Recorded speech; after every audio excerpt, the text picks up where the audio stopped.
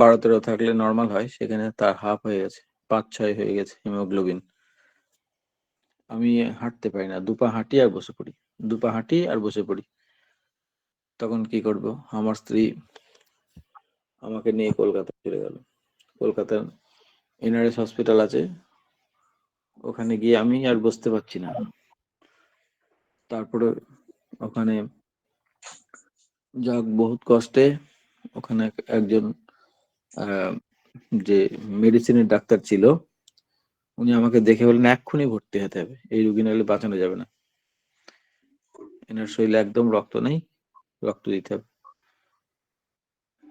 সেই অবস্থাতেই আমাকে ভর্তি করানো হলো। যথারীতি বেডে দেওয়ার পর ডাক্তার, ওখানকার যে ডাক্তার ওপরে 3 তলাতে আমাকে ভর্তি করা হলো।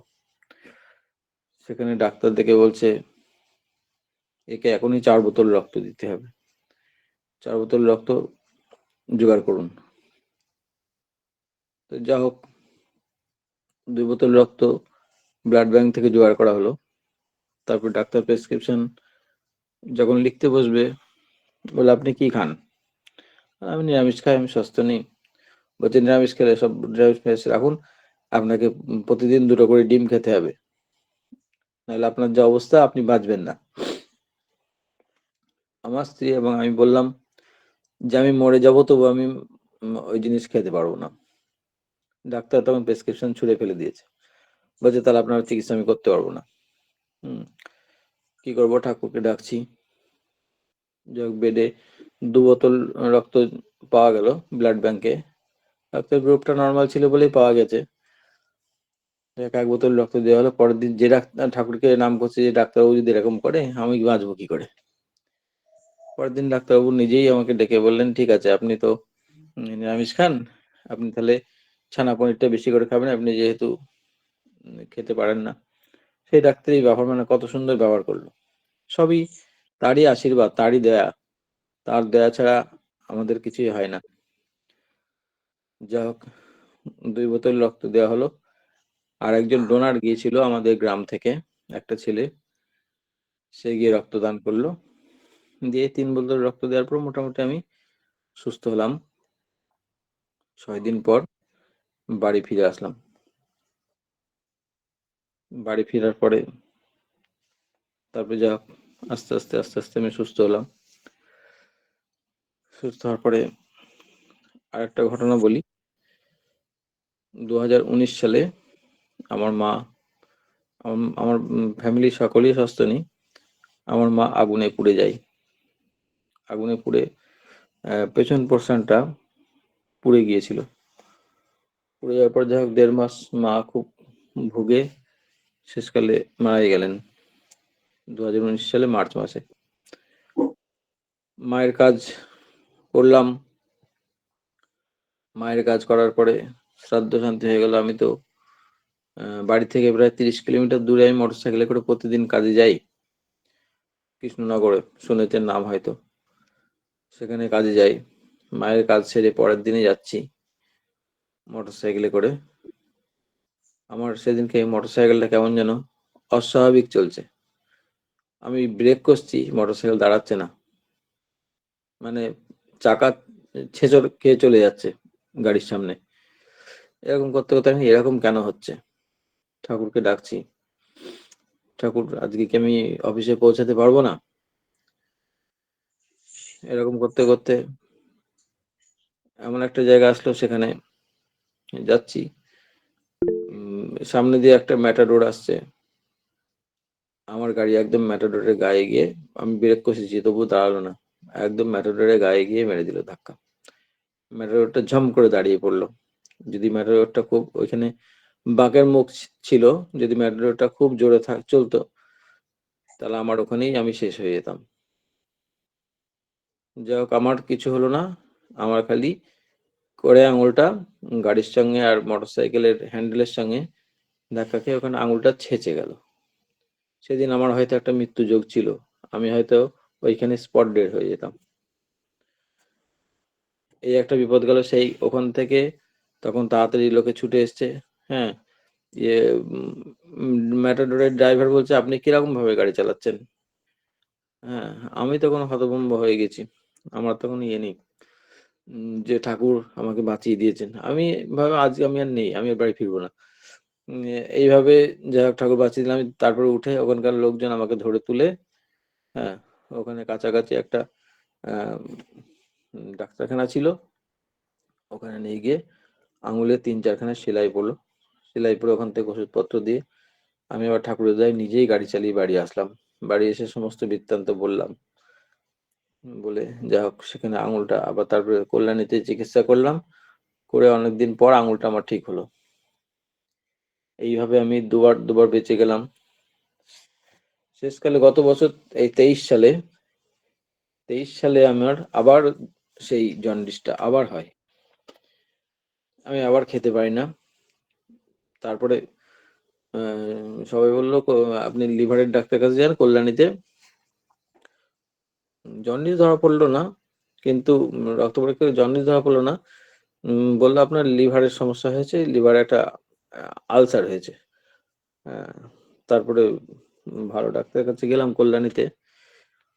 উনি ওনার কাছে 1 সপ্তাহ ওষুধ খেয়ে মোটামুটি যা হোক, আমি খাওয়া বন্ধ হয়ে গেছিল।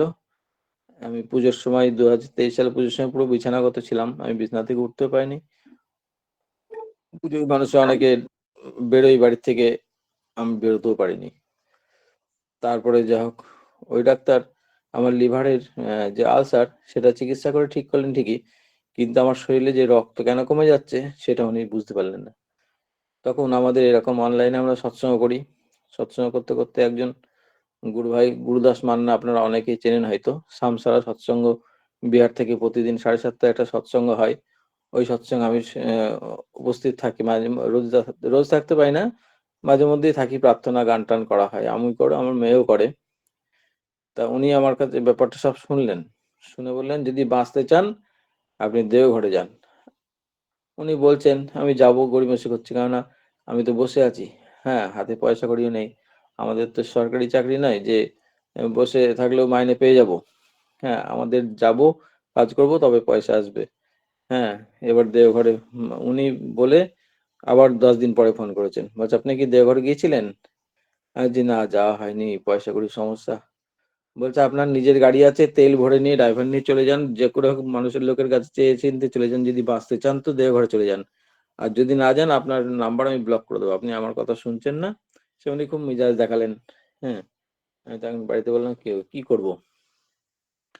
তখন বাড়ির থেকে বলল, ঠিক আছে চলো দেখি, ব্যবস্থা করা যাক।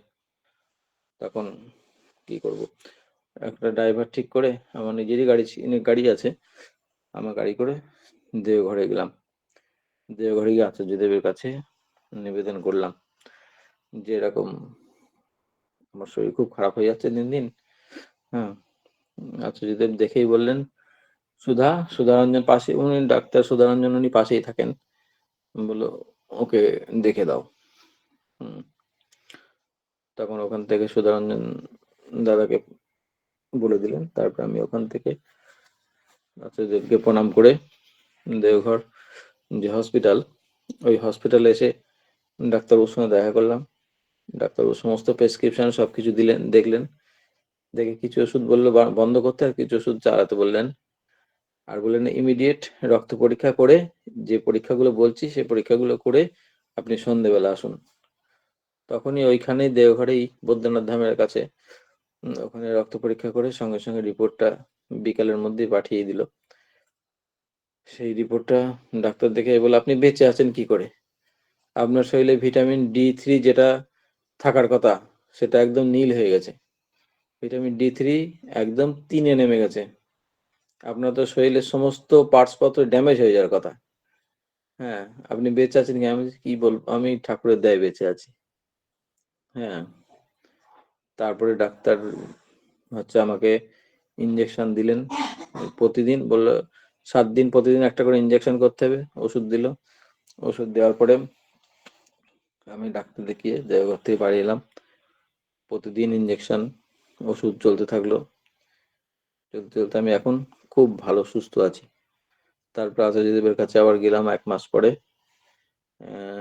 নভেম্বরে চিকিৎসা করেছিলাম, আবার জানুয়ারিতে গেলাম। জানুয়ারি থেকে আচার্যদেবের সামনে দাঁড়িয়েছি, বলছে কি এখন ভালো তো? হ্যাঁ, ডাক্তার নিজেই নিয়ে গেলেন, ডাক্তার রিপোর্ট করে নিয়ে গেলাম, বললে এখন অনেক ভালো আছেন, আপনাকে নিয়ে আমি খুব চিন্তায় ছিলাম, আপনাকে যে সুস্থ করতে পেরেছি তার দয়ায়, সেইটাই আমার ডাক্তারি জীবনে আমার একটা সফলতা। বলে সন্ধ্যাবেলা আসবেন, আচার্যদেবের সামনে আপনাকে আমি নিয়ে যাব। দিয়ে ডাক্তারের কাছে আমি সন্ধ্যাবেলা গিয়ে দাঁড়ালাম, উনি আচার্যদেবের পাশে আছেন, আমি আচার্য ভবনের সামনে যেখানে আচার্যদেব বসেন ওখানে গেলাম। তখন আচার্যদেবকে সবকিছু বললেন ডাক্তারবাবু, বলার পরে আচার্যদেব আমার দিকে তাকালেন, বলে ভালো থেকো, সুস্থ থেকো। এই বলে হচ্ছে তারপরে দেওঘর থেকে আবার চলে আসলাম। এখনো পর্যন্ত আমি ভালোই সুস্থ আছি। আমি এই 24 তারিখেও দেওঘর গিয়েছিলাম। 24 তারিখে দেওঘরে যাওয়ার পরে ডাক্তারবাবুকে দেখালাম, বলে এখন আপনি ভালোই আছেন, কিন্তু একরকম ওষুধ দিয়েছে, যে ওষুধগুলো খেতে থাকেন, তাহলে আপনার কোনো অসুবিধা হবে না। এখনো পর্যন্ত আমি খুবই সুস্থ আছি, এটা তার দেয়া ছাড়া হতে পারে না। যা হোক, পরমপিতার দয়ার কথা আর কি বলবো। ঠাকুরকে মাথায় নিয়ে যারা চলে জীবনে, ঠাকুরকে যারা অনুভব করতে পারে, তারা জীবনে কোনোদিন ঠকে না। কিন্তু এটা মানুষের কাছে দীক্ষার কথা বলতে গেলে নানান অজুহাত দেয়, কিন্তু আমাদের ঠাকুর যে কি সেটা মানুষ বোঝে না, মাথাতে নেয় না। যা হোক, তার দয়ার কথা। আমি আর বেশি বাড়াচ্ছি না। জয়গুরু সবাইকে। আমার এই ক্ষুদ্র বক্তব্য এখানেই শেষ করছি। জয়গুরু। জয়গুরু দাদা, জয়গুরু।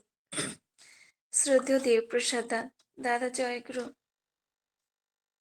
দাদা। জয়গুরু। সমীরদা, আমরা জানতাম প্রার্থনা করে, গান করে, এখন দেখি খুব সুন্দর ইষ্ট প্রসঙ্গ করে, নিজের বাস্তব জীবনের অভিজ্ঞতার কথা শেয়ার করলো এত সুন্দরভাবে, যেটা বর্তমান আচার্যদেব তথা অবিনবাবু সবাই চান প্রত্যেকের জীবনে কিছু না কিছু ঘটনা থাকে, ঠাকুরকে ধরে আমরা কিভাবে উপকৃত হয়েছি সেই বাস্তব অভিজ্ঞতার কথাগুলো বললে বাকি মানুষেরা উৎসাহিত হয়, অনুপ্রাণিত হয়, উদ্বুদ্ধ হয়। খুব সুন্দর হয়েছে। পরপর কয়েকটা ঘটনা আমরা শুনে নিলাম। একটা মানব জীবনে ঠাকুরকে ধরা মানেই সব পেয়েছির আসরে যোগদান করা, যখন যেটুকু যার প্রয়োজন সবটাই তিনি পরিপূরণ করেন, এই তার বাস্তব উদাহরণ। পরমপিতার রাঙারাতুল চরণে আপনার সার্বিক মঙ্গল প্রার্থনা করি। আপনি সুখে শান্তিতে আনন্দে ভরপুর হয়ে থাকুন। বিধাতাকে মাথায় নিয়ে সারাটি জীবন সপরিবার সপরিবেশ দীর্ঘায়ু নিরোগ জীবন লাভ করুন, এই কাতর প্রার্থনা। ভালো থাকবেন দাদা। জয়গুরু। জয়গুরু দাদা। জয়গুরু। এখন আমার আয়ুষ আর পুলকিত বলো। আয়ুষ বলো, পুলকিত বলো। আয়ুষ আগে বলো। আয়ুষ, আয়ুষ যুক্ত হয়েছ? হয়নি মনে হয়। পুলকিত। জয়গুরু।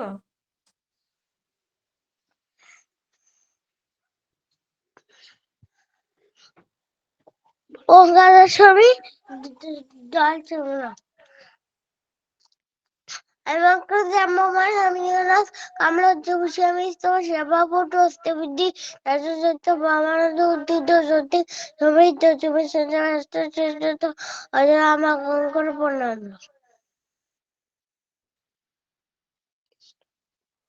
যেটাই থাকি হস্য করতে প্রার্থনা অভিতা যে কর্মশক্তি প্রার্থনা। জয়গুরু সকলকে জয়গুরু। ঘুম পেয়েছে বাবা? দেখতেই পাচ্ছি না তো ভালো করে, চোখ দুটো দেখতেই পেলাম না তো। তুমি কি তাকাতে পারো না নাকি? চোখ দেখতেই পাচ্ছি না তো। ঘুমে একেবারে ঢুলে পড়ে। জয় গুরু। আমার পুলকিত বাবা যে ঠান্ডার মধ্যে এখনো ওঠে, এখনো অনেক বড় মানুষ, অনেক যারা বিছানা থেকে ওঠেনি, কিন্তু আমার পুলকিত, আমার আয়ুষ প্রতিদিন তারা হ্যালো উঠে মা। সকাল। হ্যাঁ বলুন। হ্যালো মা। মধুসূদন ধারা আমার ছেলে মেডিকেল কলেজে যাচ্ছি, সন্ধ্যাবেলা একটু প্রার্থনা করবে শারীরিক উন্নতির জন্য।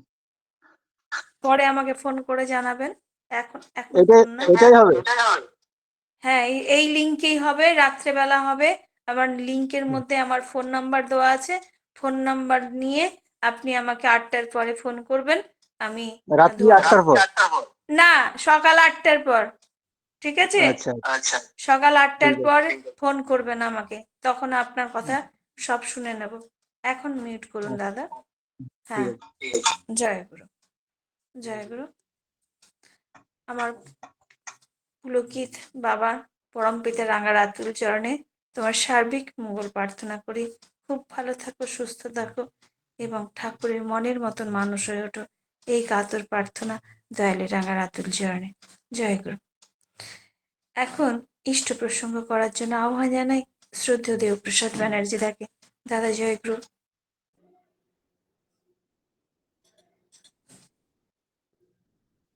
জয় গুরু।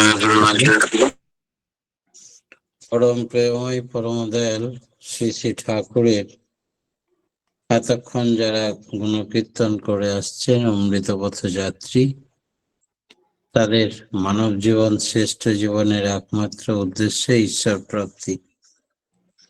তাই যেন এই জীবনে সফল হয় এই কাতর প্রার্থনা দয়ালের রাঙারাতুল চরণে। শ্রী শ্রী ঠাকুর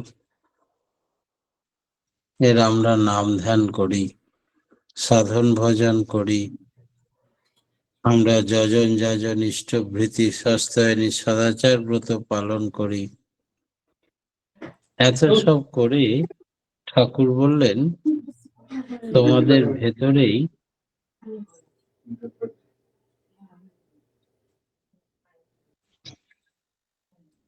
স্বর্গরাজ্য স্থাপিত হবে। শুধু স্বর্গরাজ্য স্থাপিত হবে তাই নয়, স্বর্গের পারিজাত বৃক্ষ গজাবে। তাই পারিজাত কখন গজিয়ে উঠবে? যখন প্রথম মানুষ দীক্ষা নেয় তখন শুরু হয় কনফ্লিক্ট বা দ্বন্দ্ব। কিসের দ্বন্দ্ব? বিবেক, চেতনা, আদর্শ, ইষ্ট, গুরুর নির্দেশ, এইগুলো একদিকে, আমি অভ্যস্ত সংস্কারে যাতে অভ্যস্ত ছিলাম তা আমাকে উদ্ভিন্ন করে নতুন অভ্যাসে অভ্যস্ত হতে হচ্ছে। প্রত্যেকটা পদক্ষেপে আমি মাছ খেতাম, এখন থেকে আর মাছ খাওয়া যাবে না। আমি ভোরে উঠতাম না, ভোরে উঠতে হবে। আমি শুধু পয়সায় নিয়েছি, সকালে উঠেই পয়সা দিতে হবে। এই যে প্রত্যেকটা পদক্ষেপে কনফ্লিক্ট বা দ্বন্দ্ব, বিবেকের সঙ্গে অভ্যস্ত সংস্কার বা প্রবৃত্তির, এই দ্বন্দ্বতে ওঠা পড়ার মধ্য দিয়ে চলে মন্থন। কোথায় মন্থন হয়? ভবসাগরে। আমরা সাগর মন্থনের কথা জেনেছি।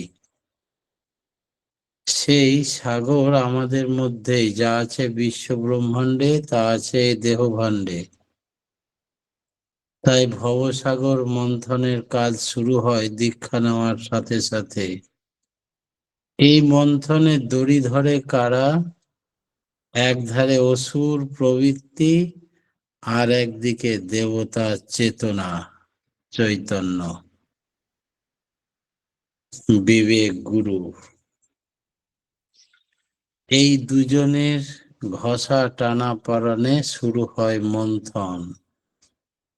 মন্থনকালে যদি তবু আমি চালিয়ে যাই টানাপড়েনের মধ্য দিয়েই ঠাকুরের আদেশ নির্দেশ কষ্ট হলেও এগিয়ে যেতে থাকি, তখন উঠে আসে হলাহল বিষ।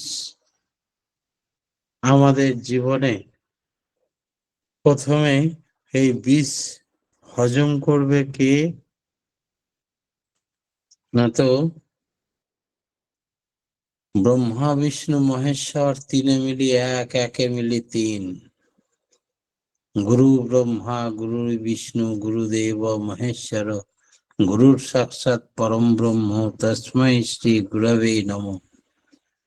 গুরুর মধ্যেই সেই ব্রহ্মা বিষ্ণু মহেশ্বর নিহিত আছে, তাই তিনি এই বিষ হজম করতে পারেন, তাই তার অপর নাম নীলকণ্ঠী। তাই যত রকমের খারাপ পূর্ব জন্মের কৃতকর্ম ফল সব ভেসে উঠে পড়ে। মন্থন চালিয়ে যেতে হবে, তবুও তারপরে লক্ষ্মী মাতা ভাণ্ড নিয়ে আসেন, অর্থের ভাণ্ডার। যারা এর পরেও নাম ধ্যান ইষ্টভৃতি যাজন ঠিক ভাবে সস্তায়নী সদাচার এগিয়ে যায়, তাদের অর্থের অভাব হয় না। তখন অর্থের ভাণ্ড মা লক্ষ্মী এগিয়ে নিয়ে আসে। এর পরেও কিন্তু থেমে গেলে হবে না, মন্থন চালিয়ে যেতে হবে। ধীরে ধীরে বেরিয়ে আসে অমৃত। এই শেষে যখন অমৃতের ভাণ্ড উঠে আসে, তখন আর অসুরও থাকে না, দেবতাও থাকে না, তারা সব চলে যায়। তখন নিজের আর কোনো ইচ্ছাও থাকে না। তোমার ইচ্ছায় পূর্ণ হোক ঠাকুর। তার মানে মানুষের মন তিন রকম: পিণ্ডি মন বা সংকীর্ণ মন, ব্রহ্মাণ্ডী মন বা বিস্তার মন, আর নির্মল চৈতন্য রাজ্যের মন বা তোমার ইচ্ছায় পূর্ণ হোক ঠাকুর। আমার আলাদা করে কোনো কিছু চাওয়া নেই, পাওয়া নেই, ইচ্ছা নেই, অনিচ্ছা নেই। তোমার দয়ায় লভেছি জনম, সকলই পেয়েছি আমি। তাহলে আমি তো তোমারই ছায়া মূর্তি, তোমারই সৃষ্টি জীব। আমার আলাদা করে কোনো আলাদা ইচ্ছা নেই। প্রভু যা করেন আমি তাই করব, যা করাবেন আমি তাতে রাজি। এই মানসিকতায় পরিণত হয়, তখন যোগযুক্ত হওয়া যায়। সদা নাম, শুধু নাম। এই যোগযুক্ত হলে কি হয়? তখন তার চলন চরিত্র, কথাবার্তা, আচার আচরণ পরিবর্তন হয়ে যায়। চাহে আগের জন্মে দীক্ষা নেওয়ার আগে সে চুরি ডাকাতি গুন্ডা বদমাশি খুন খারাপি করে থাকুক না কেন, তবুও সেই লোকটা পরবর্তীতে রামচন্দ্র জন্মাবার আগে রামায়ণ লিখে ফেলল, ঋষি বাল্মীকি হলো দস্যু রত্নাকর থেকে। তাই যে কোনো মানুষের পক্ষেই সেটা সম্ভব হয়। এই অবস্থা প্রাপ্ত হলে তখন পারিজাত বৃক্ষ জন্মায়। পারিজাতের কাজ কি আপনারা জানেন? রুক্মিণী মা ভগবান শ্রীকৃষ্ণের কাছে দাবি করেছিলেন, স্বর্গের পারিজাতের ফুল আমার চাই। ভগবান তার ব্যবস্থা করেছিলেন। কি করে? শ্রী শ্রী ঠাকুর অনুকূল চন্দ্র আমাদের প্রত্যেককে পারিজাত ফুল দিতে চান। এই সাধনায় পৌঁছালেই তখন শরীর থেকে সুগন্ধি বার হয়, হরিনাভ। তখন তাকে আর আলাদা করে সেন্ট মাখতে হয় না। পূজ্যপাদ দাদা তখন আচার্যদেব ছিলেন। 68 মন্দিরে এসছেন, পবিত্রতাকে বললেন, জুতো দুটো পালিশ করে নিয়ে এলে হয়। পবিত্রদা জুতো দুটো হাতে করে সামনে মুচির কাছে নিয়ে গেল। মুচি জুতো দুটো পালিশ করতে গিয়েই কয়েকবারই প্রণাম করছে আর নাকের শুঁকে নিচ্ছে।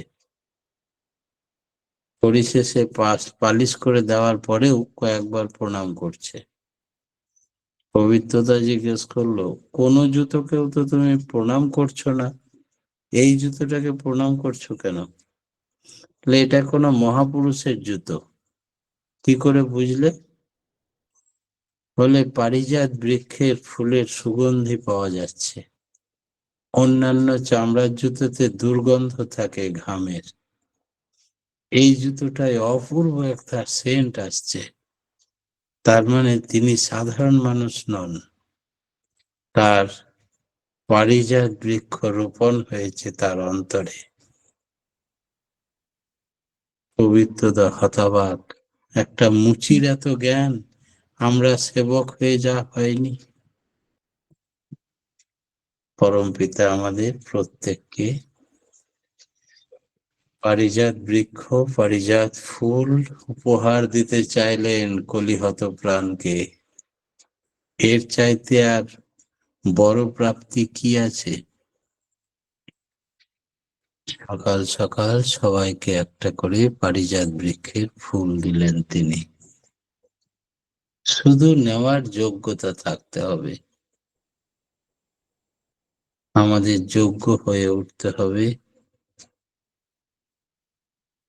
খাঁটি সোনার পাত্র ছাড়া যেমন বাঘের দুধ ধরে রাখা যায় না, তিনি বলেছিলেন, আমি বাঘের দুধ ঢেলে দিতে এসেছি, তোমরা খাঁটি সোনার পাত্র তৈরি করো নিজেকে। এতটুকু ভেজাল থাকলে বাঘের দুধ সেই পাত্র ফাটিয়ে মাটিতে প্রবেশ করবে।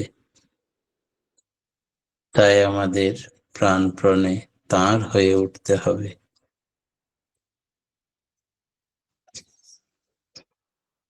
ধর্ম, কৃষ্টি, এগুলোর মানে কি? ধর্ম মানে যাতে আমাদের সত্তা বিধৃত হয়। কৃষ্টি মানে ওই ধর্মের অনুচর্যা। বিজ্ঞান মানে বিশেষভাবে জেনে সেটাকে সত্তাসঙ্গত করে তুলতে হয়। দুটো দিক আছে, একটা সৎ আর একটা অসৎ। সৎ তাই যা সত্তাকে পুষ্ট করে, বাড়িয়ে তোলে, আর অসৎ তাই যা সত্তাকে বিঘ্নিত করে, খতম করে। অসৎ নিরোধী প্রবৃত্তি প্রতিটি জীবনের পক্ষে সত্তার সাথে গাঁথা থাকে। বাড়াটাই হলো বিবর্তনী আকুতি, ইভলভিং আর্জ, যা থেকে আরো হতে চায়, অমর হতে চায়, অমৃতকে পেতে চায়। অমৃতের স্বাদ, অমৃতস্য পুত্রা, অমৃতস্য পুত্রী, তাই অমৃতের সন্ধানে আমরা। বিজ্ঞান চাই অমরত্বকে আহ্বান করতে। বিচ্ছিন্ন বিভ্রান্ত সত্তাঘাতী রকমে যদি আমরা চলি, তবে আমরা থাকবো না, টিকতে পারবো না। বিধির বিধানের বাইরে যা, সেগুলো অবলুপ্তি ঘটবে। পাপ মানে তাই যা পালনকে নষ্ট করে। নরক মানে তাই যা বৃদ্ধিকে খতম করে। আমরা যদি নরকগামী হতে চাই, আমরা যদি পাপকে পালন করতে চাই, প্রকৃতি আমাদের রাখবে না ধরাতে। তিনি সৃষ্টি করেছেন, তিনি প্রকৃতির বিপর্যয়ের মধ্যে ফেলে তাকে খতম করে দেবেন। মানুষের কর্তব্য কি? সত্তা পোষণা। আর তা করতে গেলেই ঈশ্বরের দরকার আছে।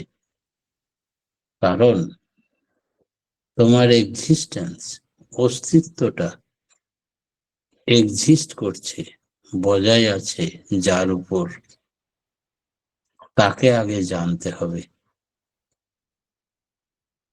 ঈশ্বরের দরকার কেন? ঈশ্বরের দরকার বাঁচার জন্য, বাড়ার জন্য। তিনি উৎস। উৎসমুখী চলন না হলে উৎসে পৌঁছাবো কি করে? অহং যখন অভিভূত হয়ে পড়ে প্রবৃত্তির দ্বারা, তখন মানুষ উচ্চাকাঙ্ক্ষী হয়, নচেত শুভাকাঙ্ক্ষী হয়। ঠাকুর বললেন, উচ্চাকাঙ্ক্ষী হতে হবে না, শুভাকাঙ্ক্ষী হও। সকলের কল্যাণ চাও, সকলের কল্যাণ যজ্ঞে ঝাঁপিয়ে পড়ো, তোমার কল্যাণ অবশ্যম্ভাবী। তোমার ভালো করব বলে আমি ভালো হতে চাই। আবার আছে, তোমার ক্ষতি হোক তাতে আমার কিছু যায় আসে না। তোমাকে ছোট করে আমি বড় হতে চাই। এই মানসিকতা যাদের, অন্যকে ছোট করে বড় হতে গেলে সে বেশি দূর এগোতে পারে না। তাই সকলকে বড় করেই নিজে বড় হওয়া যায়। পরমপিতা চান শোষিত হতে, কারণ তাকে এক্সপ্লয়েট করে যদি অন্যের ভালো হয় অথচ তার সত্তা বিপন্ন না হয়, তাই তো সে চায়। পরমপিতা আমাদের ভিখারি। He is a বেগার, বেগার of our goodness. তিনি আমাদের সততার ভিক্ষুক। বব ক্যানিং জিজ্ঞেস করছেন, ঠাকুর এই শীতের দিনে আপনি খালি গায়ে বসে আছেন, আমার প্রচুর অর্থ, আপনি চান তাহলে আমি গোটা আশ্রমটাকে সোনায় মুড়িয়ে দিতে পারি। একবার শুধু মুখ ফুটে বলুন আপনি কি চান। সব শোনার পরে শ্রী ঠাকুর অনুকূল চন্দ্র তাকে হাত জোর করে বললেন, ঠিক বলছেন সাহেব, 3 সত্যি করে কথা দিন, আমি যা চাইবো দেবেন। বলে, হ্যাঁ ঠাকুর, 3 সত্যি করে কথা দিলাম। তবে আপনি ফিরিয়ে দিন আপনার স্ত্রীর সঙ্গে যে ঝগড়া, অশান্তি, মামলা মোকদ্দমা চলছে, সেগুলো বন্ধ করে দিন। আপনার সুখ, শান্তি, আনন্দ সংবাদ আমাকে প্রত্যেক মাসে একটা করে চিঠি দিয়ে জানাতে পারবেন, সেইটি হবে আমার চরম প্রাপ্তি। আমি আর কিছু চাই না। বব ক্যানিং কাঁদতে শুরু করলেন। আমার ধারণাই পাল্টে গেল ঠাকুর। আমি ভেবেছিলাম আপনি ভিখারি ব্রাহ্মণ, হয়তো কিছু অর্থ চাইবেন, সোনা মাণিক্য চাইবেন, তা না চেয়ে আমার সুখ শান্তি আপনার একমাত্র কাম্য। বলে, আমি হচ্ছি আপনাদের ফুলিশ ফাদার। সমস্ত সন্তানদের সুখ সমৃদ্ধি করে তুলতে পারিনি, সেই শিক্ষায় শিক্ষিত করতে পারিনি। সেই জন্যে আমার কাতর প্রার্থনা, আপনার সুখ শান্তি কিসে হবে, যেমন যেমন বললাম তেমন তেমন আচরণ করুন আপনার পরিবারের প্রতি। দেখুন সব সুখ শান্তি ফিরে আসবে, কেস মোকদ্দমা মিটে যাবে। আর এই সংবাদটা আমাকে দিলেই আমি চরম খুশি হব, আর আমার কিছু চাই না। তিনি পরমপিতা, তিনি ভিক্ষুক, আমাদের সুখের, শান্তির, সততার ভিক্ষুক। তিনি আমার ধারে তাকিয়ে আছেন। অবতার মহাপুরুষদের ঠিক কি থাকে, তারা কেন অবতার? যে মুহূর্তে পূর্ণ তুমি, সেই মুহূর্তে কিছু তব নাই। তিনি ফুলফিলার the best, creators of all, supreme god, supreme father. কিন্তু তিনি কপর্দক শূন্য। তুমি যা হয়েছ তা তুমি জানো না। স্বপূর্ব সামপি গুরুং কালকেন ভবিষ্যতাৎ তস্মিন নিরতিশয়ং সর্বজ্ঞাত বীজং। তিনি বীজ হয়ে থাকেন। বীজ জানে না যে সে কিসের বীজ। বটবৃক্ষের বীজকে দেখে বোঝা যাবে না এ প্রকাণ্ড বৃক্ষ এর ভেতরে লুকিয়ে আছে। তেমনি নামের মধ্যে নামই থাকেন, চোখে না যায় দেখা। বীজের মধ্যে বৃক্ষ থাকে চিত্রপটে আঁকা। এই নামী পুরুষ বিশ্ব ব্রহ্মাণ্ডের মালিক।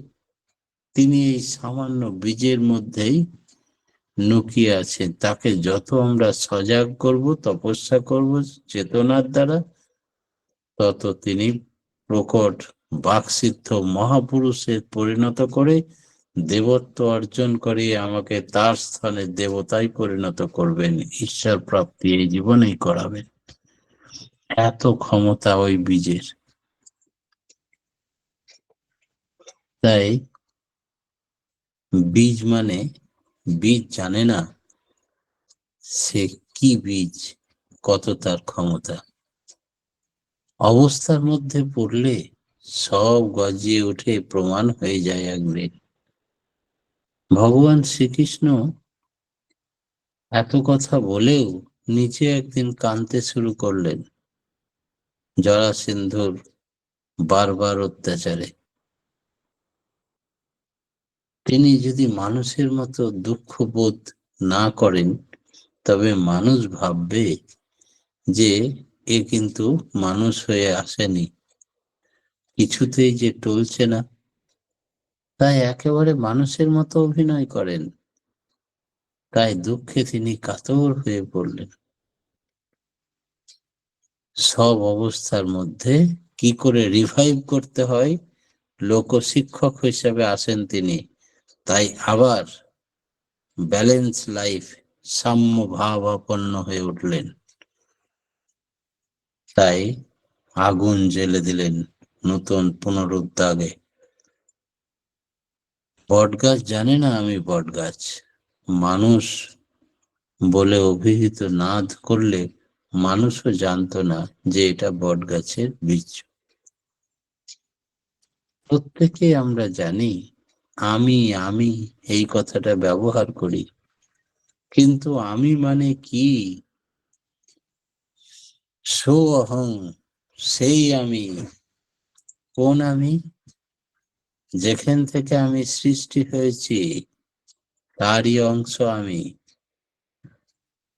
তাই গীতায় বারবার বলা হয়েছে অহং, অহং বলে বলা হয়েছে। আমরা প্রত্যেকেই স্রষ্টার সৃষ্টি অংশ, অর্থাৎ পক্ষান্তরে আমরা স্রষ্টা। বর্তমান আচার্যদেব খুব সুন্দর একটা গল্প বললেন এবার ঋত্বিক সম্মেলনে।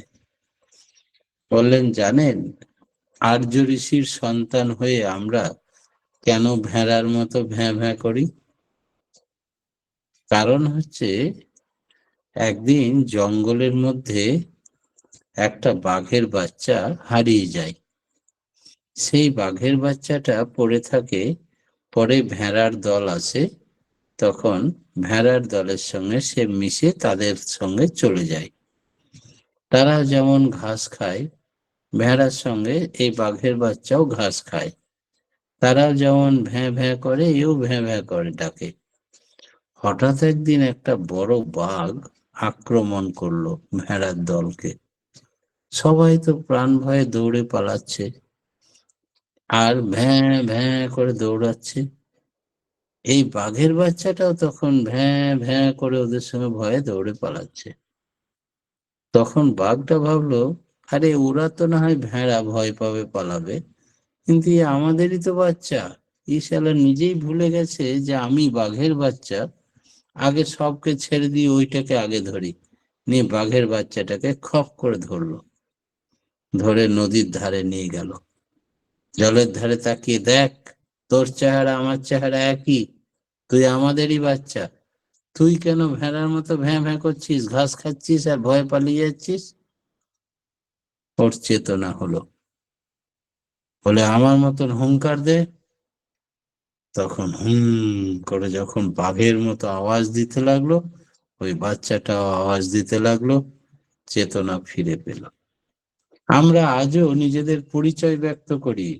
শাণ্ডিল্য, ভরদ্বাজ, কাশ্যপ, বাৎসব, বিভিন্ন ঋষি গোত্রপিতা আমাদের।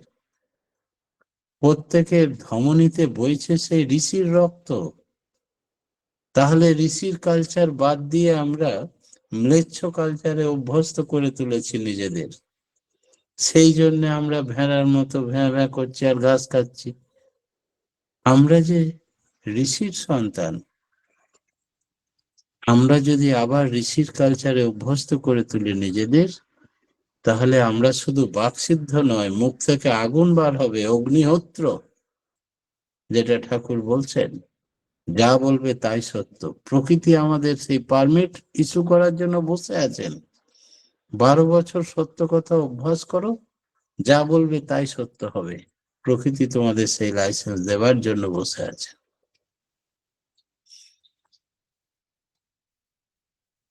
আত্মিক সম্বেগ কাকে বলে? আত্মা সম্পর্কে বলতে গেলে বলা যায় একটা ইঞ্জিন আছে, এর সব পার্টস গুলো ঠিক আছে, কিন্তু তার ভিতর যতক্ষণ না স্টিম, বাষ্প যদি না থাকে, অর্থাৎ ওই বীজ মন্ত্র আগম নির্গম কন্টিনিউ যদি না হতে থাকে, তবে আমাদের জীবনে কিছুই হলো না।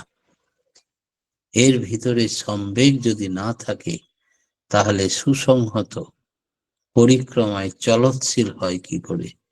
এই সম্বেগকেই বলা হয় আত্মিক সম্বেগ। সেই আমাদের চলার পথ, এটাই হচ্ছে স্পিরিট বা শক্তি। বস্তু বাদ দেওয়া যায় না, প্রত্যেকটা বস্তুর মধ্যেই এই বীজ মন্ত্র কার্যকরী হয়। তাকে জাগিয়ে তুলতে হবে। পরমপিতার রাঙারাতুল চরণে এই প্রার্থনা জানিয়ে আমার ক্ষুদ্র বক্তব্য এখানে শেষ করলাম। জয় জয় গুরুদেব।